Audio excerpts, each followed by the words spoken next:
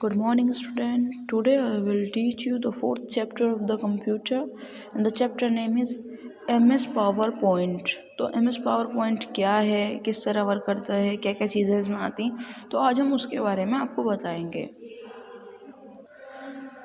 तो MS PowerPoint बहुत ज़्यादा इम्पोर्टेंट होता है और ये किस तरह वर्क करता है और क्या क्या वर्क करता है। इसके थ्रू हम टेक्स्ट को, ग्राफिक्स को, पिक्चर्स को, मूवीज़ को, साउंड को स्पेशल इफ़ेक्ट्स दे सकते हैं और स्पेशल इफ़ेक्ट्स को ये बहुत ज़्यादा इनके थ्रू ही वर्क करता है, इन पर ही वर्क करता है।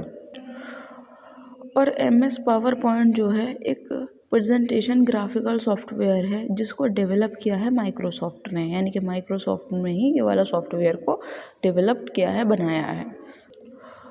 और ये सबसे ज़्यादा पावरफुल टूल्स में से एक है जो कम्युनिकेट करता है आइडियाज़ पर और इन्फॉर्मेशन पर।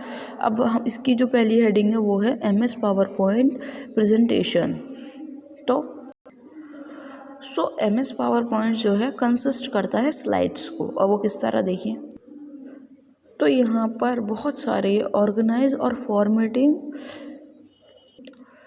माइक्रोसॉफ्ट पावरपॉइंट फीचर्स हैं। तो ये एक तरीका है प्रेजेंट करने का अपने व्यू पॉइंट को टेक्स्ट के और ग्राफिक के फॉर्म्स में स्लाइड पर। और ये जो स्लाइड्स होती है ना, ये स्लाइड्स एक तरह से किसी पेज की तरह होती हैं, डॉक्यूमेंट के जैसे कोई डॉक्यूमेंट का पेज होता है ना, उस तरह होती हैं। और ये कंटेंट भी कर सकती हैं दूसरे ग्राफ पर और टेक्स्ट पर, और ये दोनों चीज़ें साथ में भी कर सकती हैं। तो कोई भी प्रेजेंटेशन हो, और ये वाली जो प्रेजेंटेशन है वो हमारी हेल्प करती है अलग अलग तरह से। सबसे पहले किस तरह से हेल्प करती है, हम पावर पॉइंट का यूज़ करके कोई भी प्रोजेक्ट को बना सकते हैं किसी भी टॉपिक पर। और दूसरा, और टीचर कोई भी यूज़ कर सकते हैं प्रेजेंटेशन प्रिपेयर करने के लिए अपने लेसन के प्लान्स को। और इसके थ्रू पीपल जो है बिजनेस भी कर सकते हैं, जैसे बिजनेस वर्ल्ड के जो लोग होते हैं पूरी दुनिया में, इसके थ्रू इन्फॉर्मेशन दे सकते हैं अपने प्रोडक्ट के बारे में और अपनी कंपनी के बारे में किसी भी सेमिनार्स में और मीटिंग्स में।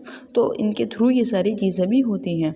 अब इसका जो सेकंड हेडिंग है वो है स्टार्टिंग MS PowerPoint। तो MS PowerPoint को हम किस तरह से स्टार्ट कर सकते हैं, तो उसके भी अलग अलग ऑप्शन हैं।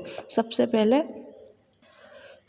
पहले हम स्टार्ट के ऑप्शन पर क्लिक करेंगे, तो उसके बाद एक ऑप्शन आएगा ऑल प्रोग्राम नाम का। जब हम ऑल प्रोग्राम नाम का ऑप्शन पर क्लिक करेंगे तो इस तरह की एक लिस्ट आएगी।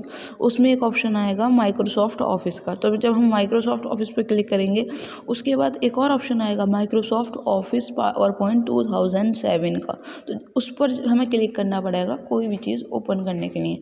फिर उसके बाद तो उस पर क्लिक करने के बाद हमें इस तरह का एक ब्लैंक एरिया मिलेगा बिल्कुल ही, ठीक है ना। और इस पर हम अपनी किसी भी तरह की प्रेजेंटेशन, टेक्स्ट, ग्राफिक जो भी करना है, स्लाइड्स वगैरह जो भी करना है हम इस पर कर सकते हैं, ठीक है। और इसमें क्या क्या चीज़ें हैं देखो, बार है, ग्रुप है, रेबिन है, स्टार्ट बार है, ये सारे ऑप्शन है और ये उनके बारे में बताया गया है, ठीक है। अब जो हम बात करेंगे हमारी नेक्स्ट हेडिंग के बारे में बात करेंगे। तो हमारी हेडिंग है कंपोनेंट्स ऑफ MS PowerPoint 2007, यानी कि उसमें क्या क्या चीज़ें हैं। तो सबसे पहले है उसमें लिटिल बार। तो उससे क्या होगा, टाइटल बार। तो इस पर जो है हम जो भी करंटली वर्क कर रहे हैं प्रेजेंटेशन का, उसका नाम शो होता है। देखो यहाँ पर सबसे ऊपर, यहाँ पर, ठीक है ना, यही तो है टाइटल बार यहाँ पर। अब दूसरा जो है हमारा वो है क्विक एसेस टूल बार। तो इससे क्या होता है, तो इससे हम कंटेंट कर सकते हैं अपनी कमांड को, जो भी हम चाहते हैं यूज़ करना। तो ये कहाँ पर है, ये हमारे यहाँ पर है, सबसे ऊपर होता है ये, ठीक है। इसके बाद आएगा ऑफिस बटन। ऑफिस बटन है हमारा यहाँ पर, ये रहा ऑफिस बटन। तो ऑफिस बटन के थ्रू हम तो ऑफिस बटन जो है परफॉर्म करता है मैनी फंक्शंस में, जैसे कि, और ये अवेलेबल करवाता है फाइल मेन्यू को ओल्डर वर्जन में, कहाँ, पावर पॉइंट की। और यही बटन अलाउ करता है हमें क्रिएट करने के लिए कोई भी न्यू एप्लीकेशन, और इसी के थ्रू हम ओपन कर सकते हैं और एग्ज़िट भी कर सकते हैं। किसी भी प्रेजेंटेशन को सेव भी कर सकते हैं और सेव एज़ भी कर सकते हैं, पेंट भी कर सकते हैं, सेंड भी कर सकते हैं और क्लोज़ द प्रेजेंटेशन भी कर सकते हैं। बेसिकली इसका बहुत ज़्यादा यूज़ है। अब हम बात करते हैं रिबन की। तो रिबन हमारा यहाँ पर है, ये ऑप्शन रहा हमारे रिबन का। तो रिबन से क्या क्या हो जाएगा, तो रिबन जो होता है वो टॉप एरिया पर होता है हमारे डॉक्यूमेंट के, जैसा भी हमने दिखाया भी। तो इसके जो हैं 7 टैब होते हैं इसके अंदर। एक तो होम का, इंसर्ट का, डिज़ाइन का, एनिमेशंस का, स्लाइड शो का, रिव्यू का एंड व्यू का। तो इसके अंदर ये सारे ऑप्शन होते हैं। और ईच टैब जो है इसमें का जितने भी टैब हैं वो जो कंटेंट करते हैं या कमांड करते हैं वो ग्रुप में अरेंज होकर करते हैं। अब हम बात करते हैं स्लाइड पेन की। तो स्लाइड पेन हमारा ये रहा स्लाइड पेन, ठीक है। तो स्लाइड पेन जो है, तो स्लाइड पेन पर हम डायरेक्टली वर्क कर सकते हैं इंडिविजुअल स्लाइड पर। अब हम बात करते हैं स्लाइड्स टैब की। तो स्लाइड्स टैब जो है वो ये रहा हमारा साइड में, इसको कहेंगे स्लाइड टैब।